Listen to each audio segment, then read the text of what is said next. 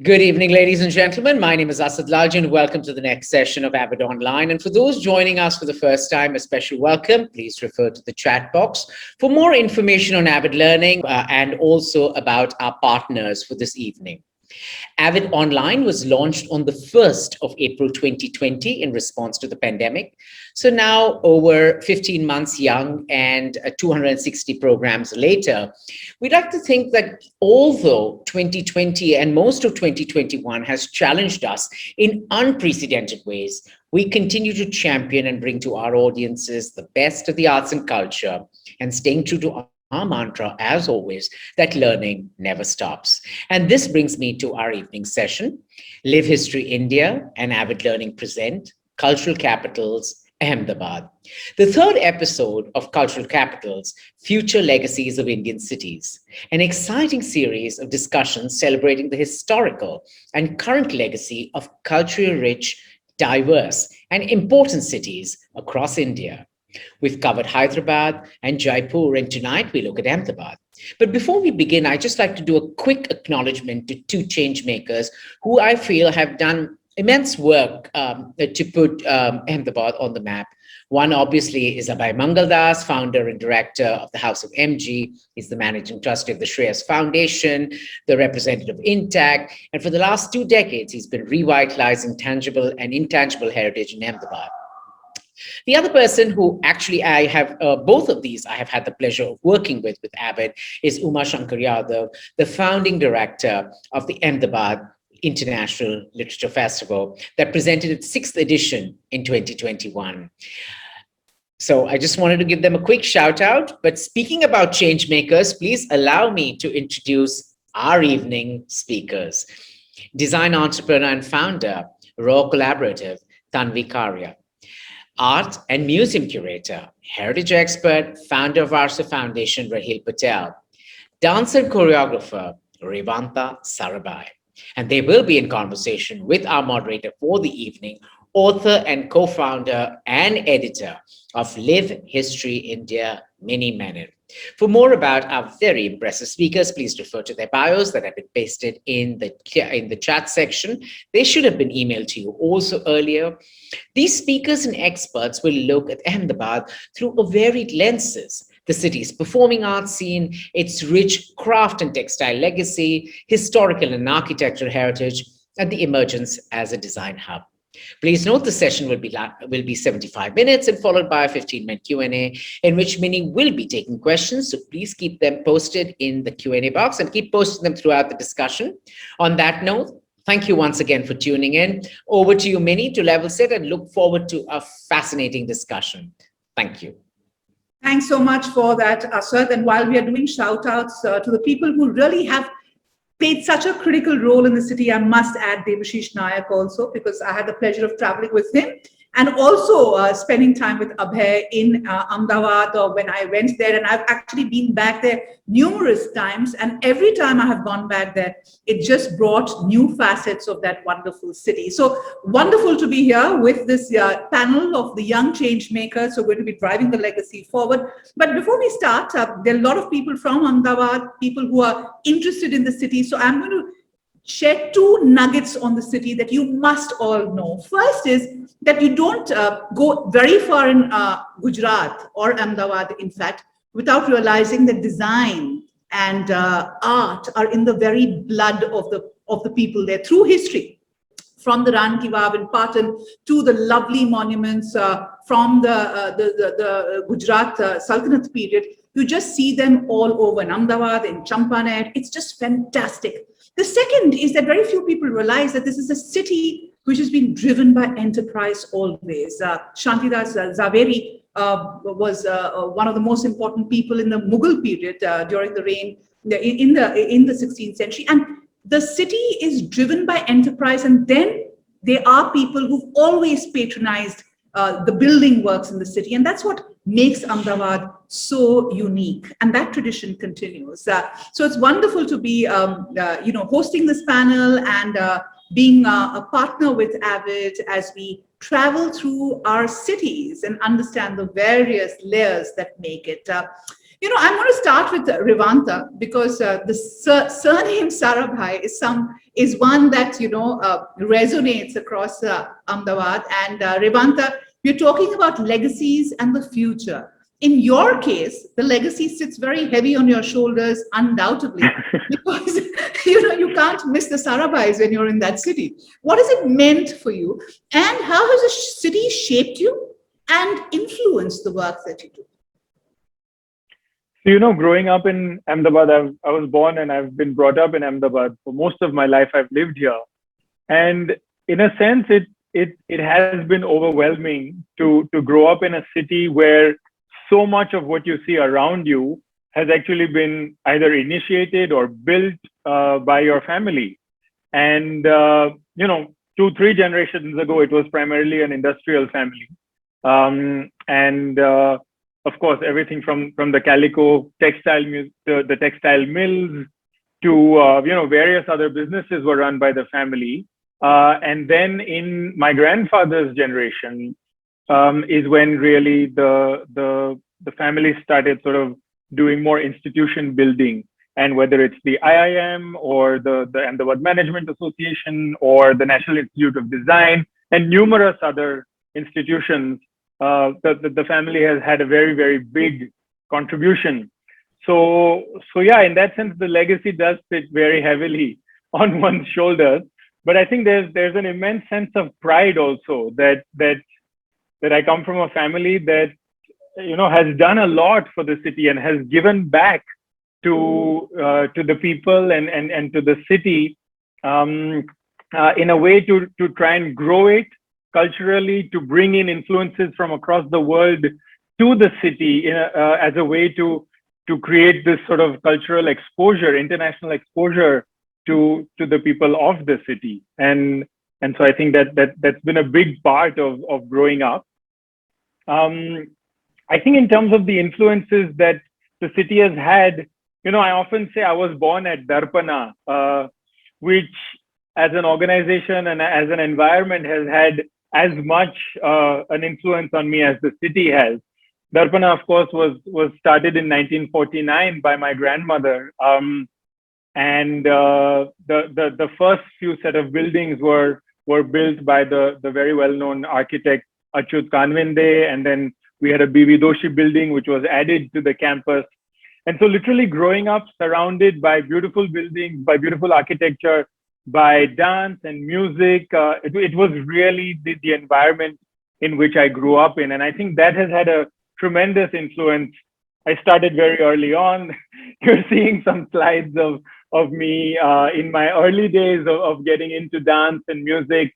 And Darpana had many different activities, one of which was to already in the sort of 60s and 70s, folk arts were dying out across the country, or folk arts were getting influenced by Bollywood and so on. So one of the primary kind of activities, apart from teaching and spreading classical dance, was to revive various folk dance and music traditions from across the country. And Ahmedabad, in that sense, became a hub for this sort of major cultural revival, archiving, documenting, and teaching in a way to kind of spread that.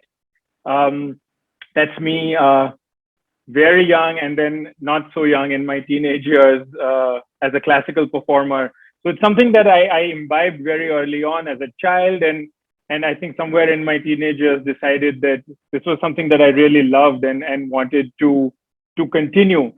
In a sense, so Darpana as an organization became a cultural hub for the city, not only in terms of presenting the classical and folk arts and music to the city, but also bringing in festivals and performing artists from across the world. And of course, Darpana was a kind of a cultural hub, but outside of that, Ahmedabad in itself has had a history of festivals celebrating different cultures and traditions.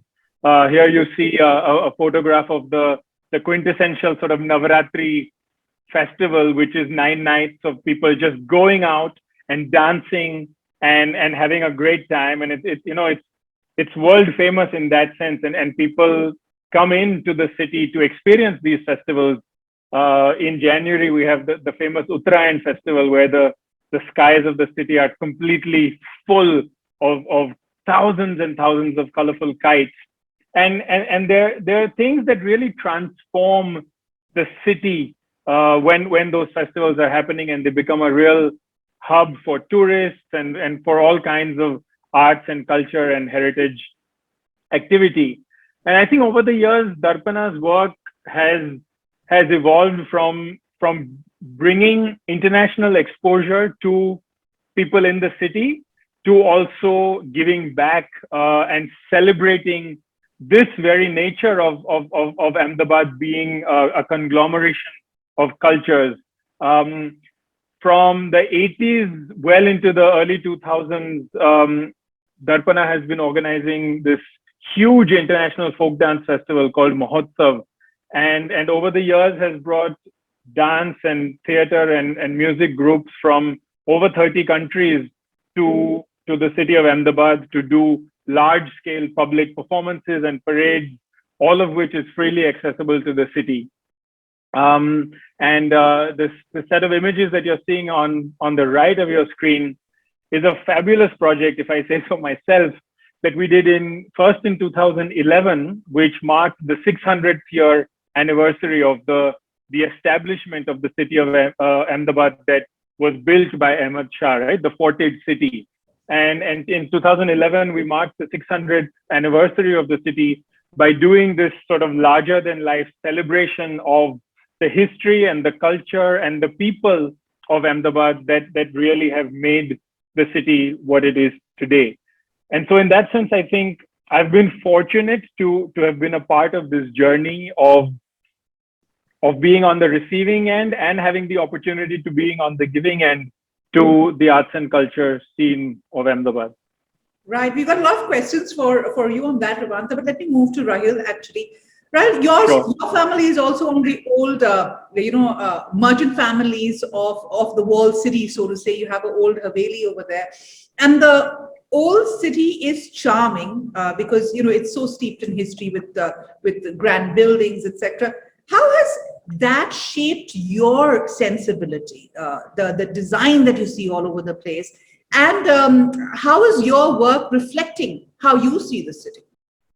So, my ancestry could be traced back to almost 300 years in Ahmedabad. And, I was born in one of the oldest neighborhood of Ahmedabad, which is known as Poles. Pole is from the Sanskrit word called Pratoli, which means gateway. We were like my grandfather, great-great-grandfather, I'm the sixth generation of Jethabhai Sheth, Jethabhai Mulji. And Jethabhai earned a fortune to the family. He was a trader. He was trading, importing opium from Afghanistan and exporting it to China and Japan. And from where he used to import silk, and we were into turbans. Those days, opium trading was legal. And that was all done through the Khyber Pass trade route. Ahmedabad is also known as the Manchester of the East, right? So textile is it's a textile hub. And, that had really shaped my career as well. If I talk about, first of all, a couple of things, like Jethabhai actually built a couple of Havelis in Ahmedabad, and on his name, there's a pole called Jethabhaini pole. Yeah, it's loading. Is a slide loading? Okay, so on his name, Jethabhaini pole is there. He also built a couple of other monuments like Jethabhaini Vow. So here in the slide, you could see the Jethabhaini Vow, which is with the one entrance. With the one entrance is known as the Nanda, and it was made in mid of 1800s. So you could see a family there. The second slide is of our Haveli. Yeah, sorry. Continue, Raheel. The slide will catch up with you, don't worry. Okay. So slide is of our Haveli, and we are Vaishnavas, so we are follower of Krishna, and we are we pray a lot, Lord Srinathji. So my grandfather was a Pichwai artist. That was his hobby, and those traditional practices he learned, and he kind of I was nurtured by him. So it was kind of lots of learning from him, in my to shape up my career. Now, my grandfather started, collecting temple toys, because we offer lots of toys to Lord Krishna, Srinathji, because we pray him as a 7 years old child. So he used to buy me lots of folk toys at the same time, and I started collecting those folk toys. So, I saw him collecting those and how he used to nurture all those toys. That actually helped me in my own collection. And when I studied formal education into fine arts and archiving and all those things, I understood more of the value of what I inherit, and that's where we set up India's first toy museum into my Haveli, which is in Ahmedabad in the Poles, Jethabhaini Haveli. It is first toy museum which has collection of more than 700 to 800 toys. Right after that, I crafted India's first kids heritage walk. Now Toy Museum was part of that. So, that actually take you around to the old world city. We educate the school kids. We have created a curriculum for the school kids, for the college students and all those stuff. These are the images from the Toy Museum. Now, the whole collection is quite large. I couldn't put everything here. So the whole, the career has been, my grandfather, his passion actually helped me shape my career. Yeah. The next slide is of my studio space. That is the Kids Heritage Walk, which I was talking about, and which was a huge participation from all over Gujarat, actually. And almost 7,000 to 8,000 people participated when we launched it. So this was really considered one of the most significant project by the Delhi UNESCO unit. Yeah. The next slide is of my studio space. So on the left-hand side, you could see my studio space in Ahmedabad in Mahaveli, and the right-hand side is my present studio space in the gallery. So I'm practicing all those traditional arts, and I've created curriculum over here, which are offered widely in the Canada, in Toronto area, with the schools and colleges, in the art colleges. So that's what I'm doing at present. Right. So Raheel and Revanta are closely rooted to Ahmedabad, but Tanvi, your story is interesting because you chose to be in Ahmedabad. You came back, I think, from England and decided to stay in Ahmedabad, which is also interesting because one of the amazing facets of the city is how fast it emerged as an educational hub, as a design school hub, really, because you've got such great institutes over there. So how have you perceived the city, and what do you think is the beating heart of the city? Okay. So I think there is a very interesting Gond mural that we got commissioned through a Gond artist from MP in my office. And I think that the first slide just shows that the Gond Museum, the Gond mural, yes. And that talks about our journey from London to Ahmedabad, and because there are a lot of similarities between these two cities, from the banks of the Thames to the banks of Sabarmati, we saw a lot of similarities, and that's why the decision to when we wanted to come back to India, the decision to make Ahmedabad our home was not a difficult one. I think both the cities are, the cultural and art and architecture and design hubs the countries. And so rightly so, because there is a culmination of so many interesting artists, architects, designers who have influenced, the city, how the city has grown over the years. And so the first time I set foot in the city was in 1998 for the graduation of my husband at the CEPT University. And that was the first time as a design student, as a 20-year-old design student, I went around, with him to see all the amazing buildings of the city. And, from starting right from IIM Ahmedabad to NID to CEPT to the Hussain Doshi Gufa, which is now the Ahmedabad Gufa, the Gandhi Ashram, the LD Museum of Ideology, the Kanoria Center for Arts, the Darpana Institute, the Entrepreneurship Development Institute, the Miloners Building, the Sanskar Kendra. I think it's just overwhelming for any design or architecture student to see so much of work in one single city.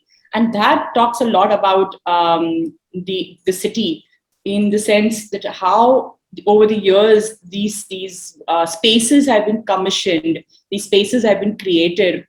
That talks about the culture in the city, and that's what is fascinating. And over the last 15 years, the kind of work that I have been able to do is just because we have this plethora of amazing spaces that you can, that magic can happen in these spaces, and you can just go wild with your imaginations. So just looking at a couple of pictures here, which is the Ahmedabad, the Hussain Doshi Gufa, which is also an art gallery. It has these open spaces. The House of Mangaldas, the new Natrani amphitheater, and the 079 gallery, which you see here at the bottom right hand corner, which is a newly designed art gallery come performance space. So this is what the city offers. These are just very, very minimal a few pictures that portray what Ahmedabad offers. But I think that's what is exciting, I think. And also the astute sense of aesthetics in the city. I think whenever you walk into these campuses and the exposed brickwork, the concrete, the open spaces, the amazing daylight and natural ventilation, I think all that brings in a kind of architectural language which is open, which is very, very Gandhian, somewhere in its thinking. That it's very simple. So I think that is something which also attracted me, towards doing what I have been doing in terms of my work, in terms of my contribution to the city. Just looking at private spaces as homes of people like Kinnari Panikkar, the textile designer, her Haveli, the art studio and residence of Amit Ambalal. I think all these spaces were, while growing up, I as a student of design and architecture, I think these really fascinated me, and somewhere I think that did have a huge role to play in what I have been doing, and I've been contributing to the city in terms of design, in terms of what we do at Raw Collaborative as well. So that's. And yes, and sorry, I forgot about the one more bit which is very, very striking in the city is the vernacular, the Gujarati language, the rich literature of Gujarati. I think in Gujarati theatre and Gujarati literature, the kind of things that are happening in the city. There is so much. There are so many young writers. There is a young a platform, called the Gujarat Literature Festival, which celebrates, Gujarati as a language and the younger generation.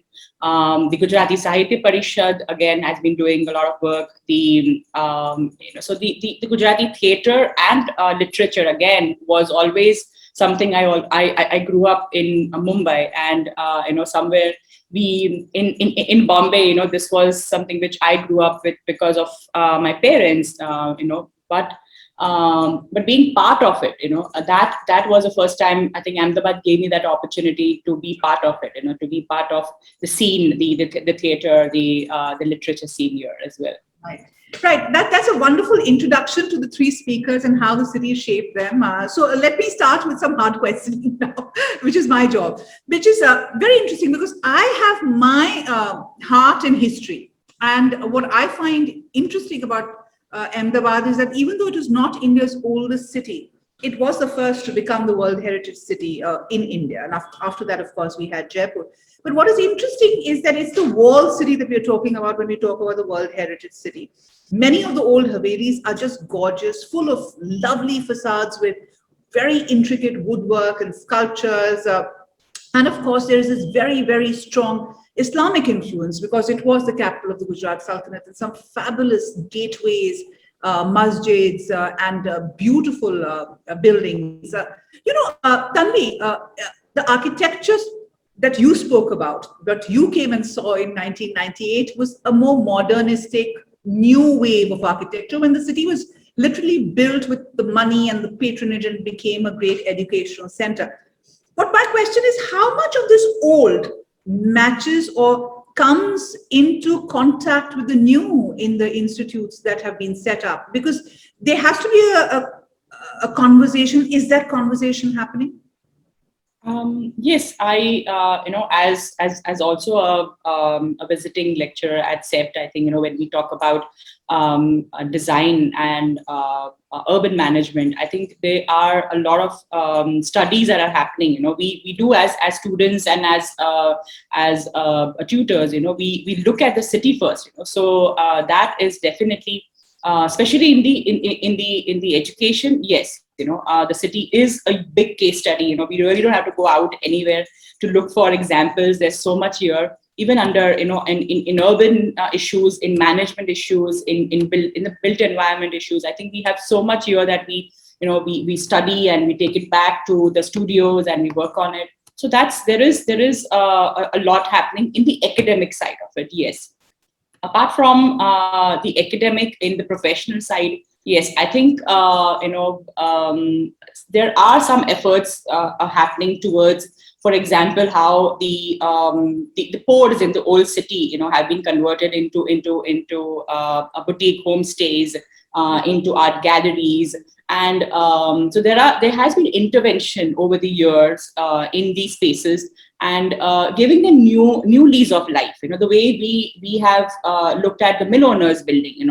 We have really, by bringing a design show to the building, I think we kind of gave it a new lease of life. We gave a new meaning, a new purpose. I think that is what is important if we really want to take it forward. Even when you see the other festivals happening, like the water festival that happens every year. I think Birwa Qureshi is doing amazing work over the last 10 years in terms of highlighting these old heritage structures, which you hardly sometimes even visit. They are in such bad state. But by just highlighting them, by doing a festival there, giving it a new meaning, a new purpose, I think you kind of bring a sensibility in the citizens that this is ours. This belongs to the city. I think we need to take care of it. We need to do something about it. So that's those kind of initiatives, those kind of interventions are very important, and they are happening, though at a very slow pace, but they're happening, definitely. Right. We will come to the challenges faced in that, but Raheel, let me get you in here. So, traveling and walking down the route around the poles that you mentioned, what stood out for me was a lot of it remains, stressed out because of it is inhabited, right? I mean, these are not museum pieces; these are living cities. And poles are part of that. But they are, of course, Havelis that have been beautifully restored to their original. And there is a growing movement towards creating homestays and making them economically viable. How important is that process? And how do you see the legacy of this continuing? Do you see more and more people getting into that? Or is it a challenging space? Well, I think, there's a kind of a pride, but at the same time, there's kind of a fear in the local community of, like what happened with the heritage buildings, which my ancestors, built, like let's say Jethabhai Niwal, Jethabhai Stepwell, right now, which is a protected monument right now, which is under ASI. So if we also wanted to visit, we have to ask them, okay, can we visit it? So that is something which makes them fear of losing their properties, right? So which came up with lots of discussion with the local people. But when we make them understand that this could be a good source of revenue when you convert them into a boutique homes or maybe homestay or bed and breakfast kind of things, that could really work. But I see there's a kind of a trend which is going on right now, is to buy pole houses by lots of realtors, right? So the realtors are buying homes, and then they are actually the indigenous people of the pole are actually going away from the poles. And what is happening is that if the people are not there, there will be only those structures. And I think Ahmedabad is unique only because of the people living there. That's a living heritage. And we want those people to live there and practice those heritage. If they are not going to stay there, then we might lose a big, living heritage. So the jury is out on that, because there is a view that a certain declogging of heritage precincts adds, saves many of these buildings because they are otherwise not under stress. But we'll come. It is important. I think that there are two sides to it, right? I think it is important to save those buildings. But we have to, it's really important how you're proceeding, that process. That process is really important, because it's kind of, there's a thin line in between. You can't cross this way or that way. So we have to make it so balanced that we don't actually lose the living heritage, but at the same time, we continue. Maybe we ask them that we can become an owner of the place, like you can buy the place, but let the people live in and practice those heritage, or maybe make them a part of your project, So right. It is a challenging one. I think every historic city faces this pressure of people versus the challenge of saving it and keeping its essence. Revanta, I'm going to ask you, as I was mentioning, Ahmedabad has become a very, very buzzing student city, right? There are lots of youngsters who are coming in there every year, shaping the city in their own way, but many of them are also leaving. So how do you see Ahmedabad leaving its mark on these youngsters? And what are institutions like Darpana doing to actually draw in this huge number of people who come in there to study? So I think Darpana is by nature is a different kind of institution. When you look at some of the other institutions that draw students from across the country, Darpana primarily caters to people who are living in Ahmedabad, who are from Ahmedabad, because we don't have these short 1 year or 2 year long courses that somebody would come in and kind of study, get a degree, or get a diploma and then move out. So I think in that sense, Darpana is a little bit of a different beast.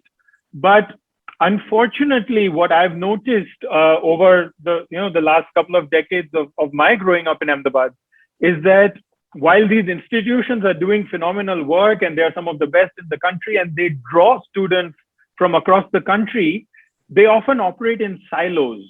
So you will have students from, some of the brightest minds from across the country coming to study at IIM or to study at MICA, but they are very much contained within those campuses.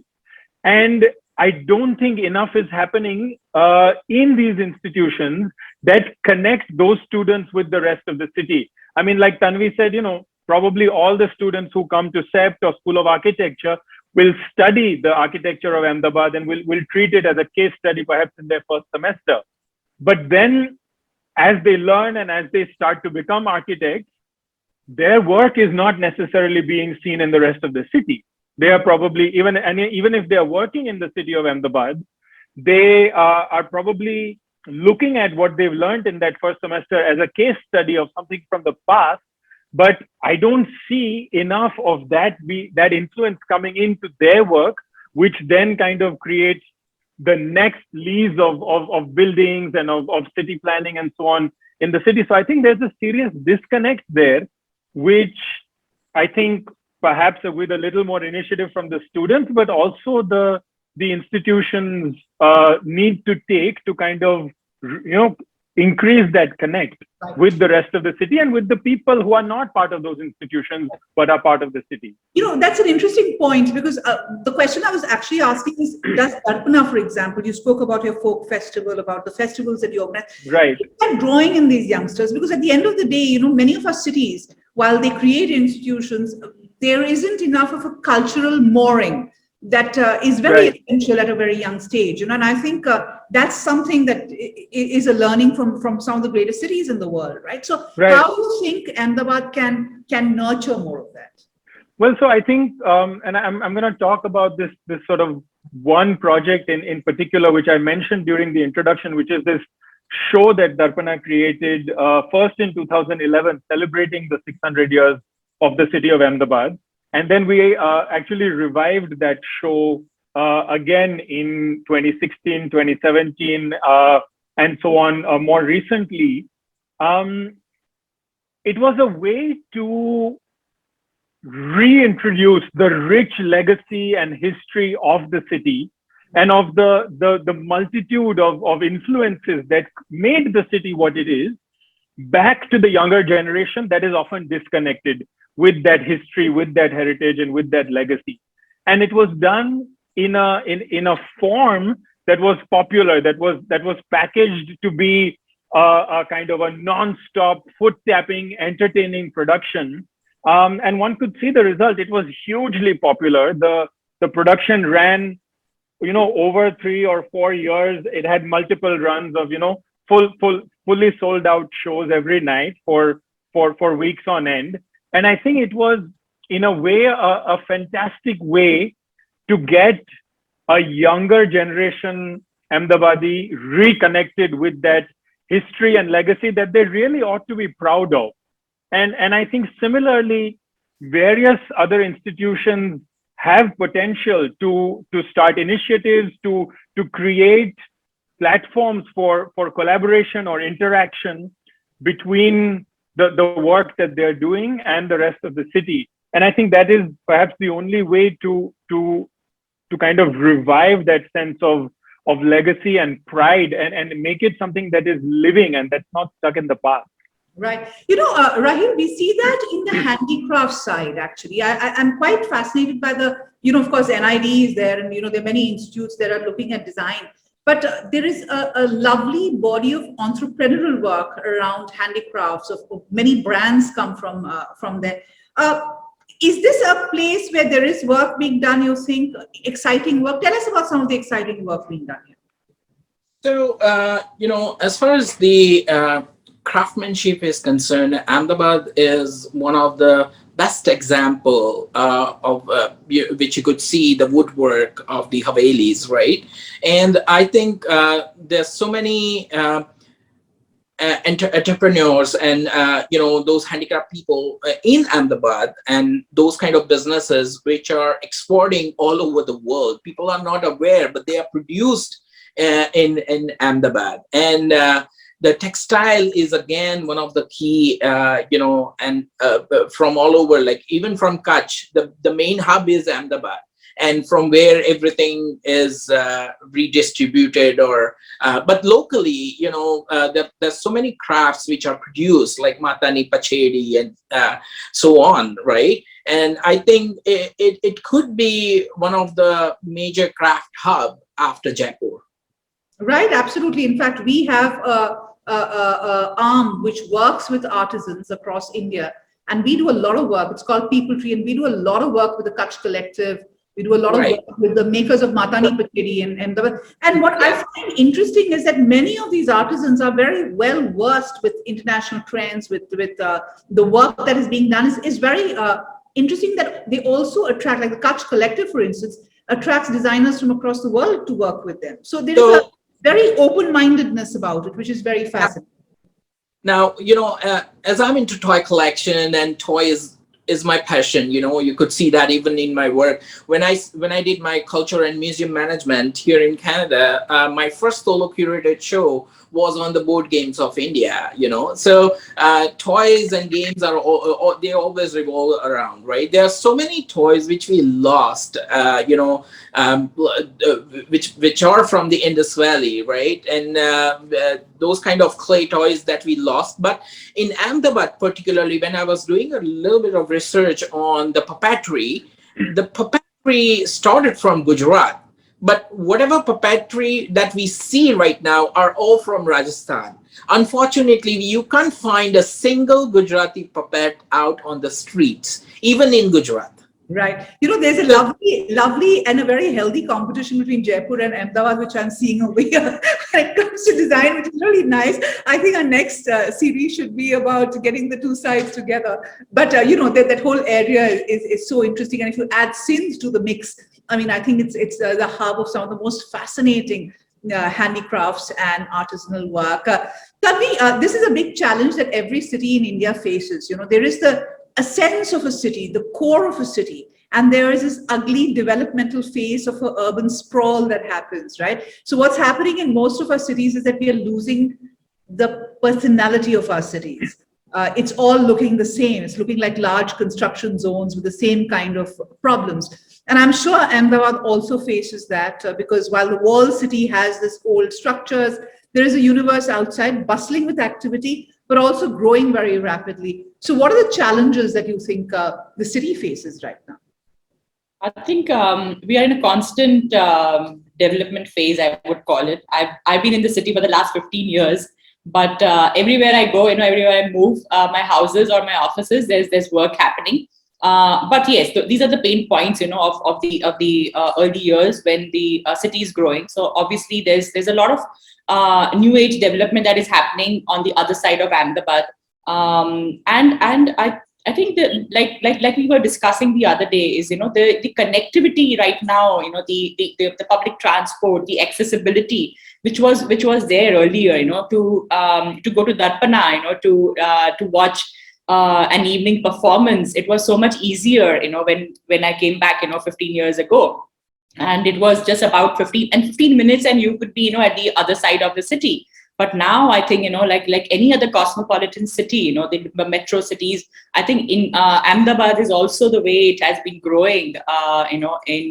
It is becoming very, very difficult. I think, to go to Darpana is now next to impossible. You and Malikaven, shuts the door, at 7:30 p.m. and so you can't make it. So these are, and that's what happens is that there is a zoning. So if I need to go, to watch something, in the city, that's a whole planning which needs to go behind it. And people from, different zones are concentrated, so the art galleries, which are near to my house, I would be visiting that frequently. Like, for example, I was talking to you about, the very interesting museum of conflict, the conflictorium. Again, it is in the old city of Ahmedabad, and it is very difficult for someone living on the other side of Ahmedabad, to really go for a talk or for a movie screening. So these are something. I think these are the challenges that Ahmedabad is facing. That there is so much happening, yet it's still not connected. It's still not accessible. That's a huge problem, and that's why we are all now working in our own silos. How Revanta just mentioned that it's not connected. So right. I think historically. Sorry, just to interject a little bit there, Minnie. I think historically Ahmedabad was a small enough city that it was okay for there to be just one, theater or just one place where you go to get the best kind of specific food, and people would travel within the city. And I think what's happened is the city has grown so rapidly without the infrastructure enabling that kind of movement as easily as it needs to, as it should. And so that has resulted in the kinds of problems that Tanvi is talking about. But I imagine that as any city grows as rapidly as Ahmedabad is, different centers for these things will start to develop in different neighborhoods. So then if I'm in kind of the far west of Ahmedabad, there will be a cinema which I can go to. But there will also be a music venue that I can go to and a performing arts venue that I can go to, which is kind of more a neighborhood scene. And then the larger institutions are something that you sort of plan and travel to. And I hope that Ahmedabad sort of does grow like that, because without these kind of key cultural institutions and spaces that provide that kind of quality of life, it's going to be a very drab and dry and kind of nightmarish city. Absolutely. And that's probably the opportunity, I think. You know, that's probably the opportunity. We'll come back to that, Tanvi, but you mentioned the Museum of Conflict, and it is also a city that was terribly fractured. And I have visited it soon after what happened in 2000 and the violence that followed after that as a journalist. It is a city that, has it fully healed? I mean, are people accepting, because there was this syncretic aspect of the city, the fact that various layers sat together, and then you had this terrible event and terrible consequences. You spoke about the Museum of Conflict, which really puts it out there. But what I want to understand is, when you came back to the city, did you see it very differently, and has it kind of are the fissures still there? I think because I have not seen the city, in that sense at all. So it's just the stories that I've heard. I've not experienced anything firsthand. And so for like any other city, like for example, growing up in Mumbai, I think you had to heal every every monsoon was a nightmare. And so there are challenges in every city, and Mumbai again, was a very difficult city to traverse and to kind of really grow up in a place like Mumbai, which is very fast, very competitive, and whereas Ahmedabad, again, is something, how you accept the city is something I feel very strongly that with what lenses do you see the city? I think that is very, very important. And yes, I think the good part that the city is becoming more cosmopolitan. There are so many people now from all over the country, settling in Ahmedabad. It is not just the Gujaratis that you see. It's a very, very mixed culture. So you see a lot of I think cultural interlay is seen. Right. Raheel, do you think it's healed and the syncretic culture that people spoke about, it's back in some way? What sense are you getting? Well, I think Ahmedabad had seen riots right from the beginning, so there was always, from the day one when Amit Shah,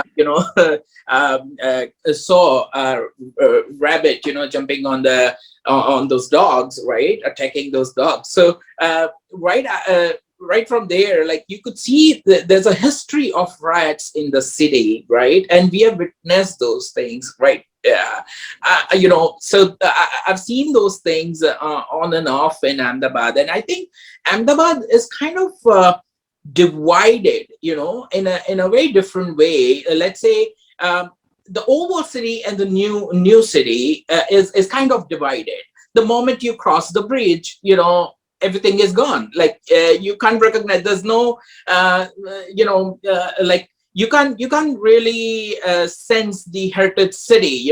That thing is just in the walled city, right? In the new Ahmedabad, you could see a couple of buildings, but majorly you could see those in the walled city. Now, as far as the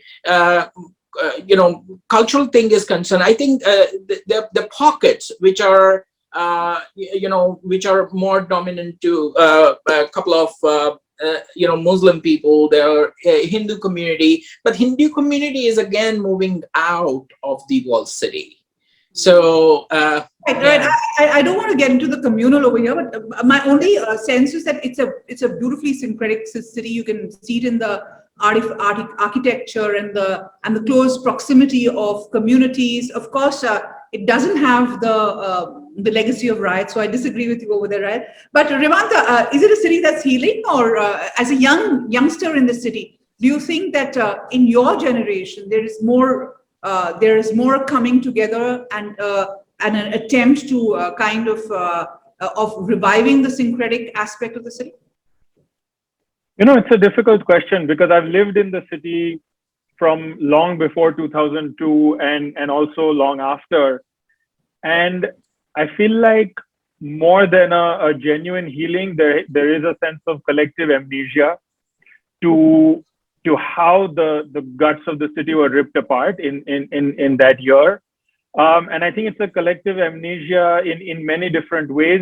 There is also a kind of wanting to forget and move on in terms of, the hardcore kind of business-minded Gujaratis just want to do whatever is best for business and therefore want to move on. And if it makes good sense to work across communities and across geographies, then they'll find a way to make it work. Honestly, I don't think any real work has been done actively to heal that fabric which has existed for centuries, and which I keep saying, which Ahmedabad owes its identity to a confluence of these different and the confluence is cultures and the confluence.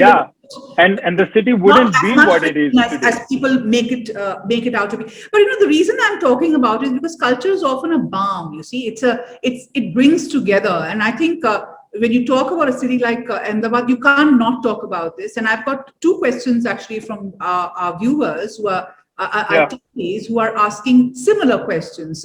So Palani Kumar has said, what has been the impact of the unfortunate lingering of religious divisions on the cultural scene of the city? And Sonal Bhatt has said, I would love if someone could throw light on the Muslim history of Ahmedabad. These days, it's much marginalized in popular discourse, but needs to be understood nevertheless. The city had its syncretic culture and it needs to be explored further. And I couldn't agree more, because what is also interesting, and I think that's where I think the practicality of the management of the city is also, because when they listed it on the UNESCO as a World Heritage City, it was a wall city that they were listing, and every Gujarati is proud of the fact that they have got that recognition as a World Heritage City. But to answer this question, Revanta, I'm going to take it through all of you. Has it had an impact on the cultural scene in the city, and what impact do you see there? I think, in general, from my perspective, having been a strong part of the cultural scene, and when I say cultural scene right now, I'm referring to the kind of more visible performing arts scene. I don't think there was necessarily a direct impact on that. However, there were perhaps a few brave artists who actually chose to kind of talk about what happened, and make sure that it was not just glossed over and forgotten. I think historically the arts have always had a large role to play in terms of being a mirror to society and kind of talking about those difficult things. And Darpana has surely done its share of trying to address those things. I think I'm coming back to this Kadak Badshai project, which I'm talking about, and one of the sort of underlying intentions was to celebrate all of these different strands and confluences of cultures and communities and religions and all of that, to say that it's impossible to say, okay, this is from here and this is from here. Yes, you can look at a piece of architecture and say, okay, this was built in the 15th century and it belongs to the Mughal era. Or you can, look at a particular art form and say, okay, this came from such and such community. But overall, it created an identity for the city which wouldn't exist otherwise. And I think, I don't know, we keep talking about this sort of UNESCO World Heritage City seal, and it's something which feels a little bit also imposed on the city as Raheel was saying, there are problematic issues with people who live in the old city and who feel like, okay, now suddenly we have to kind of conform to these rules and things like that. There are many people who have been born and brought up in Western Ahmedabad who probably have never been to the old city, because practically and functionally, like, they never have to cross the bridge for anything that they need to do. And there is this deep divide and disconnect, which I hope the younger generation, the more tolerant and woke generation can start to bridge.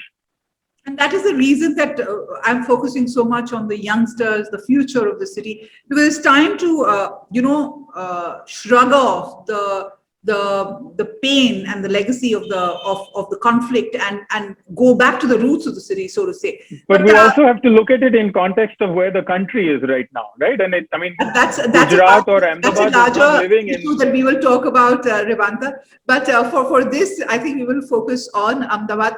Raheel, another very interesting thing about the city, and I think you have also kind of been at the forefront of it, is how the city, the people of the city and the municipal authorities and the youngsters came together really in this whole campaign. I remember talking to Devashish Naik about how this World Heritage City listing was done, the work that went in it. It was a very collaborative effort. My question is two-pronged. Do you see that participation as being unique to Ahmedabad in the management of the city? And the second, how has it benefited somebody? I can understand somebody like you who has, a Haveli, has spaces which, benefit from tourist inflows. But how has it really changed the fabric of the city, do you think? Well, now, when the whole momentum started about heritage conservation and taking pride of what we have in the old world city, that was all started by the poor community way back, in 1997. And I think, that became a momentum, and then the local municipality came into action, and a couple of other people, came into action, and that's how the whole, heritage momentum started. Now, where the tag is concerned, I think right now, this whole thing had helped the city, the cultural fabric, to what do you call that? It had really helped the whole city to kind of take that pride along. Yeah. Rally around it, you think? Rally around. Okay. There are two questions from our audience members, Raheel, for you. One is, what were the challenges? It's, I think, from Aparna. What are the challenges that you faced in creating these museum spaces and promoting them and developing them within your Haveli? I mean, what were the challenges that you faced? Well, the first challenge is, the spaces are designed in a very different way, actually. So, if you talk in today's context, they're not livable, actually, frankly speaking. Like, if you see it today, like, you have to maybe modify it, in so many different ways to be livable. But as far as the museum is concerned, I think it was pretty easy, because the way the layout of the Haveli is there, it was easy to put it out. But the main challenge was, these are the wooden Havelis. They are made out of, lime and clay, right? So the collection that we have is not just the metal or wood. There's lots of textiles, and textiles are mainly affected by those clay and lime and those things. So, to condition the temperature and weather is the crucial thing in the Havelis. And of course, the Ahmedabad is pretty, humid, and at the same time really dry sometimes and hot So it's really challenging part. That is the main challenge for the textile collection, particularly. Right. Tanvi, there are different monikers being used for Ahmedabad, apart from the fact that it is a heritage city. It's also supposed to be a smart city. It's a city always changing. It's an education city, etc., etc. What are these new dimensions doing to the city? How is it, changing the feel, the look and feel of the city, you think? I think there are a lot of new institutes that are, again, because that has been a legacy, institution building has been, I think, if you see how the different campuses have been built over the years, I think, that is something, the new part of Ahmedabad is also, you see a lot of new institutes coming up. So the educational hub, it's not just the core institutes that we all know about, but there are a lot of new universities being set up and a lot of new institutes being set up. So that is again also bringing a new language to the city as well. A completely new dimension to the city. And apart from that, the like I said, the newer part of Ahmedabad is a very aspiring, kind of citizens, so that the aspirations are again, kind of building your own cultural hubs and, your own shopping areas. And so a lot of, galleries and cultural spaces, like the smaller, theaters, like Revanta mentioned last time, is that, that there are these very small 20-seater, 50-seater performance spaces coming up. So these are catering to the needs of the growing population in the city. So it is, I think, adding to the fabric of the city, the newer part of Ahmedabad as well. But yes, there is a very tough competition with the old city, like you said, that what is it that we are bringing from the heritage? Is there something? But there is a lot of contemporary, modernist, kind of a thinking which goes behind it. Functionally as well, functionally a lot of things are changing now. You cannot design and build a new space which is naturally ventilated. You need to have an air-conditioned space because the way the climate works in the city. So these are the new things, which is really changing how the spaces are built, how the spaces are designed. So that's, yes, from the architecture and design point. I'm going to ask you a question. I know you have a point over here, but I'm going to ask you, what is the sensibility that is emerging in Ahmedabad? Because when I was talking to the panel on Jaipur, Jaipur is very savvy, right? They've taken their tradition and taken it to international designers and made it really international. So they're very savvy about that. What do you think is the sensibility of Ahmedabad? I think we are still very possessive. Very, very possessive. Okay. So Raheel, let me get your view also, and then I'll circle back to you, Tanvi. Yeah, she's true. Yeah. Ahmedabadis are absolutely possessive about what they have, and What does it mean? How does it manifest itself? I mean, when you say possessive, what does it mean? Well, possessive in terms of let's say if there's some kind of a design element, it would be hard for us to share or partner with somebody and bring it to the world. That is again one of the things which I always find, and talking to another part, I think city lack one of the major thing with the municipality is the city cultural planning. That is something which we really need. Because city cultural planning could help,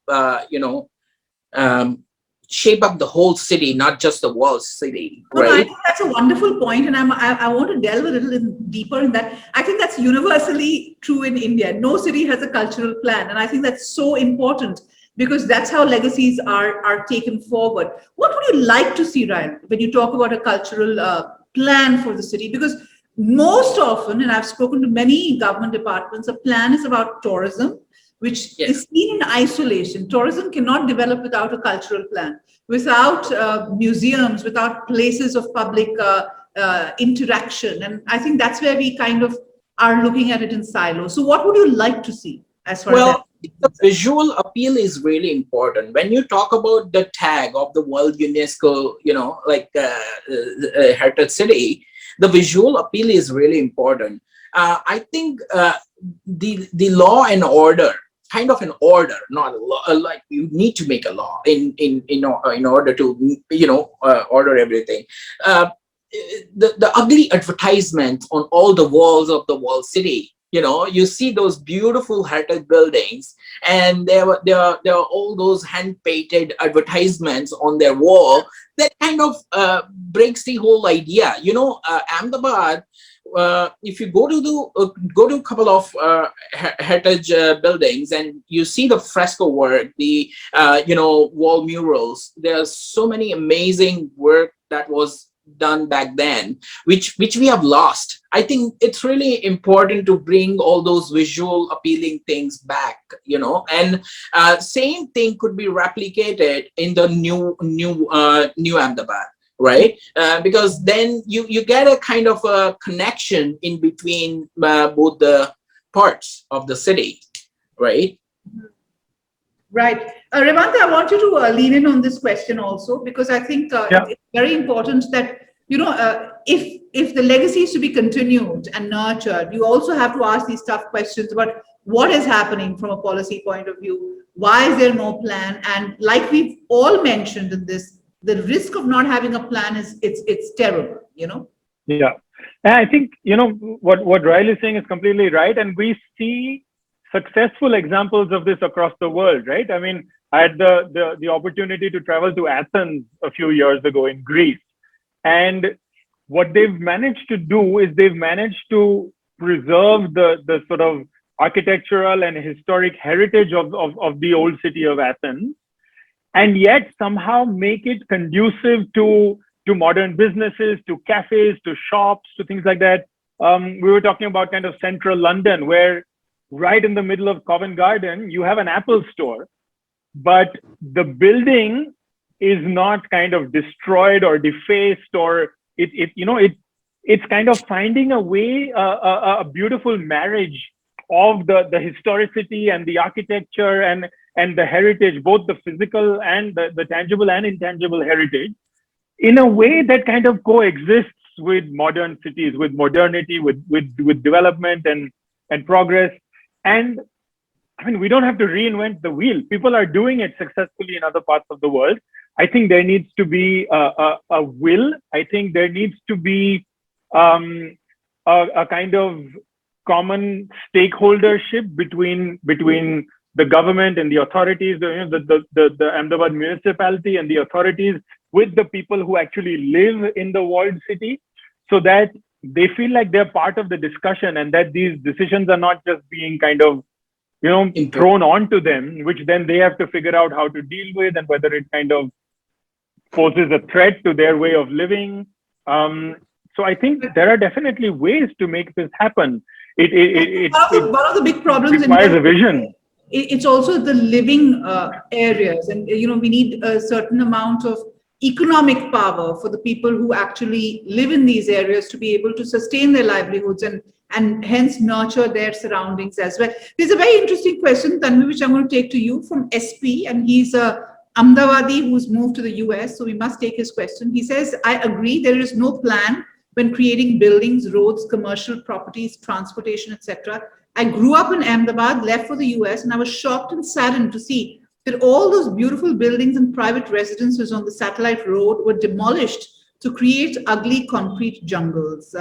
This could be true to any city of India, and I can... Yeah, unfortunately. Unfortunately. But, one would think that with this tag of World Heritage City, of course, we must clarify that it is only in the walled area, that there would be more of an awareness, because the municipality has generally been very, very forthcoming and savvy about this, But London has a very clear roadmap of how it can develop, which precinct can develop in what way. The facades can't change, and you need permissions. I mean, and it's a very debated but very strongly implemented plan.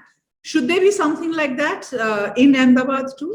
I think definitely. I think where I feel somewhere is, what is important is to rebrand the city, how the city has, I think we have we've been hanging on to the older branding of the city for quite some time now, and now it has evolved in a very, very different manner. So I think the communication, how it goes out to its citizens, to its stakeholders, is very, very important. So that is a communication and rebranding of the city is very, very important for ownership, to kind of sensitize the citizens that, what is even, the real estate, the local authorities, the citizens, everyone can, be sensitized in that manner.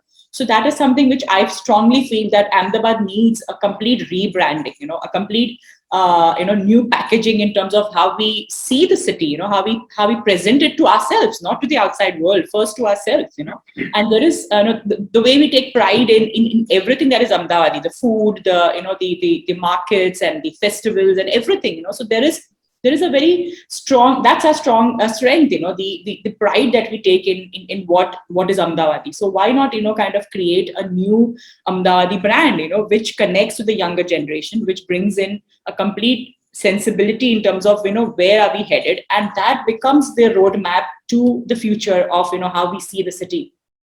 Right. That's a nice point. It connects with your cultural mapping point, right? Who is to do this?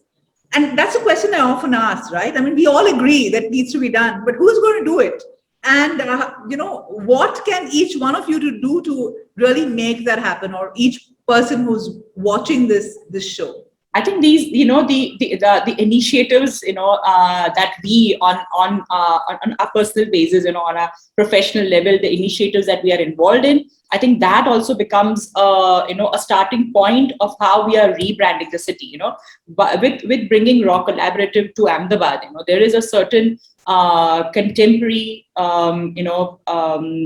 branding that we have brought to the city, contemporary design and international, global outreach that our Indian design capabilities have. The young designers have the confidence now that yes, we can own up to our own craft and art legacies, and we can build on it and develop further. So that is something. I will ask each one of you, what are the new projects that you're doing in this direction? Because this is the future legacy of our city, represented by, these cities are represented by people like you. So, Raheel, I'm going to start with you and circle back to Tanvi at the end to talk about the Raw Collaborative.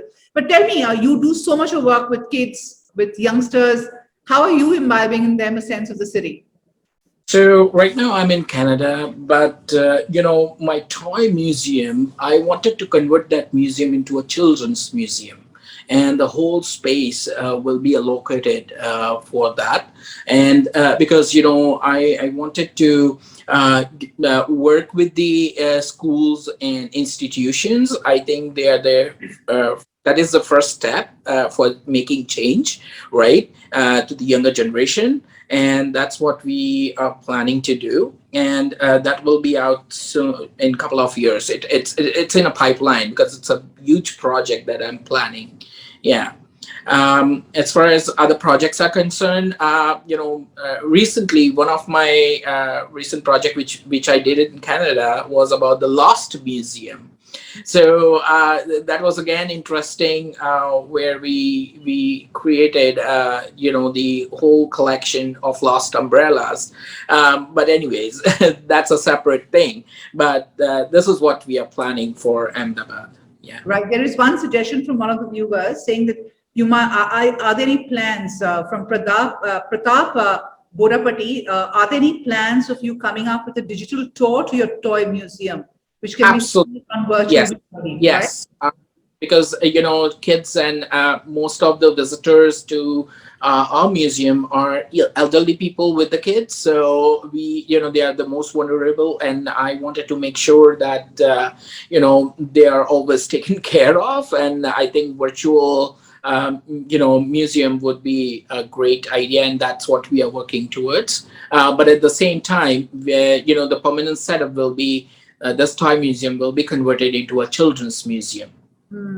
Right. Revanta, what needs to be done to get the youngsters involved, and how are you approaching this? One part of the question. And the second is really, this move from the old city to the new is a is a gentrification move also. I mean, as you get more money, you want to go to a wider space, etc. How is that changing the dynamics of the city, you think? Well, two or three things. I think there's been a lot of talk about this sort of, people moving out of the old city. And even though that the old city is what is the kind of UNESCO World Heritage Site, the city has grown well beyond its limits. And this is sort of part of cities growing and changing. And I think there does need to be some kind of larger umbrella initiative that helps, firstly, and I think Tanvi mentioned this, the people within the city to feel a kind of strong connect to that heritage, to the origins of the city, to the old city, and to all the kind of. It's funny, the intangible heritage of the city is something that people are still very much a part of. The festivals of Navratri are like still hugely celebrated. Festivals like Utrain, food and things like that. There's almost no disconnect in terms of the youth of the city and these parts of the intangible heritage of Ahmedabad. It is perhaps the architectural and kind of the city part of it, which I think is what more work needs to be done on. Seeing these successful examples in other cities of the world, the old city of Ahmedabad can actually be a very exciting space, can be a beautiful space. I mean, very basic work needs to be done. Like, we need to clean it up. Just from a basic sort of like city waste management and garbage point of view, if that can be achieved, there will already be a kind of more willingness to go and explore that part of the city from the locals themselves. So I think some very basic steps need to be done. And as lots of people are doing these kind of small initiatives, perhaps there will be a time when we reach a critical mass and that there is some kind of conversation with the city bodies that can culminate into, perhaps organizing a festival that encourages people from the new city of Ahmedabad to go into the old city, as opposed to trying to get foreigners to come into the city, right? Because we really have to start within ourselves. Right.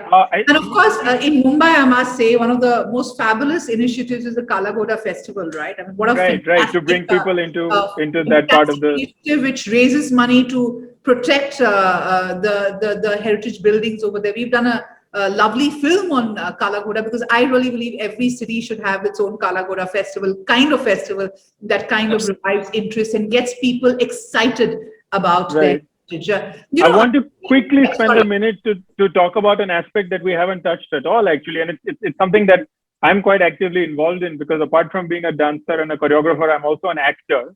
And the last few years, about 5-7 years or so, has seen a major revival of the film industry in Gujarat. And Ahmedabad has been a hub for that. And more recently, post-COVID, because footfalls in cinemas completely died down, there has been this kind of emergence of new OTT platforms, of web streaming platforms that are focused on Gujarati content. And what that has done is that while the focus has been on creating Gujarati films and television and web series, because Ahmedabad is so much a hub of this industry, it has forced localites to kind of look at what is the uniqueness of Ahmedabad. And that is, undoubtedly the old city and the heritage that comes from the poles. And so you see a lot of content which is new content aimed at a younger audience, which is now starting to look at that part of the city. And I think that's a great way to kind of bring that back into the mainstream consciousness, that, that is kind of where the roots of a lot of the city's heritage is. And it's a great way for young people to kind of reconnect to it. Yeah, I can see Asad, so I know that our time is running out. So I'll quickly ask you a couple of questions and round off this discussion. Tanvi, we've got one question we must address. because it's from an anonymous attendee, but he's spoken about the move to demolish part of the IIM Ahmedabad building, which garnered so much of Opposition. protest, opposition, and became a rallying point, which was quite a successful attempt. And they stalled it. So did you see the city come together, or at least the design community come together? And that's a very positive space. Yes, absolutely. I think we were probably, part of that. All of us, the architecture community was the one who initiated the whole discussion and the push. And yes, we are extremely. I think that shows the power, of when we come together. I think that's the only way forward. Collaborating, coming together, raising our voices, or kind of collective voices. I think that is the strength, for any city. That's exactly what this platform is. So, Raheel, Revanta, and Tanvi, I'm going to ask you a quick question, one-liner. What makes you most excited about your city? Forget the problems, because I think over here we are looking at the solutions, and we are very excited about the cultural legacy of our city. So what makes you most excited and most gung-ho about Ahmedabad's cultural legacy? I think the opportunities that the city offers, I think there is a lot of work to be done, and that is what is super exciting for me. That the sky is the limit, and I would love to contribute as much as I can in my capacity. Right. For me, the city has a living heritage, that is really exciting. And this city is known for museums. We should not forget that. This city has more than 18 museums. And I have, seen personal collection from so many collectors in Ahmedabad. In future, let's say after 5 years, you'll be seeing that number to be doubled. So there will be 40 museums in Ahmedabad. Mark my words. Okay. Revanta, what about you? I think, inherently we're an enterprising bunch. And we've seen historically over several decades that when something doesn't exist in Ahmedabad, people kind of make it happen. Whether it was a lack of world-class cultural institutions or educational institutions, people made it happen. They pooled resources together so that the city had something to offer. And I'd like to believe that sort of entrepreneurial spirit has not been lost. Lots of young Ahmedabadis today have had the opportunity to travel the world and kind of see the best of the best across the world, and are choosing to come back to live here, and feel a need to kind of change these things, to start new initiatives. And one does see it in small and apart ways, but it's happening. So I think we may be a little skeptical, but we can also be optimistic and kind of believe that it's going to happen. Right. Innovation, enterprise, and action. These are the three things that Ahmedabad has been known for, right? I mean, through history. And I think it's wonderful to end on this note, because you're absolutely right. Because what we do need to do is have more of these conversations, convert more people into believing and being the change they want to see. I think that is the most crucial. I think it's, enough has been said, enough of complaints have been made, but I think now it's the time to really come together and say, hey, I can pitch in and do this. Let's do it together. And I think that's what's brought Avid and Live History India together for this very exciting initiative, because it's really about making this a movement. And I'm very happy to have had all of you together on this panel to talk about it and share your own experience of the challenges, but also the opportunities that are brimming out there for anybody who wants to make a difference. Thank you so much for this. Over to you, Asad. Thank you, Minnie, for always so skillfully anchoring these conversations. That's why we love working with Live History India and you. And to our panel, Tanvi, Raheel, thank you for being part of our journey. Revanta has been an old hand as far as Avid is concerned. We just can't seem to let him go. But guys, I'm always glad to be back, Asad. I have one bone to pick with you. You all did not talk about the culture as far as food goes, because that's that doesn't need to be said, Asad. No, one second. All heard of Gujarati parties. You can't be in Bombay and not.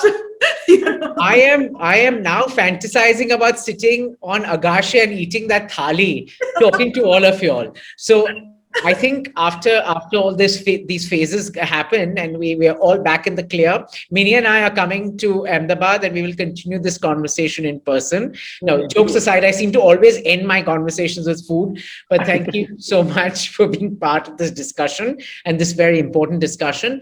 Thank you to our audiences for tuning in. We have many more interesting programs planned at Avid Online. Stay tuned. Our next session on Thursday is on lights, camera, and action for gender equality that we're doing with the US Consulate General of Mumbai on Thursday, the 22nd. And then we will have our next edition of Sustainability Now, the Future of Luxury on Thursday, 29th. To find out more about our program, stay tuned to our social media handles or our website, or just stalk us. And until next time, stay healthy, stay safe, and remember that learning never stops. Have a wonderful night, and thank you once again. Goodbye.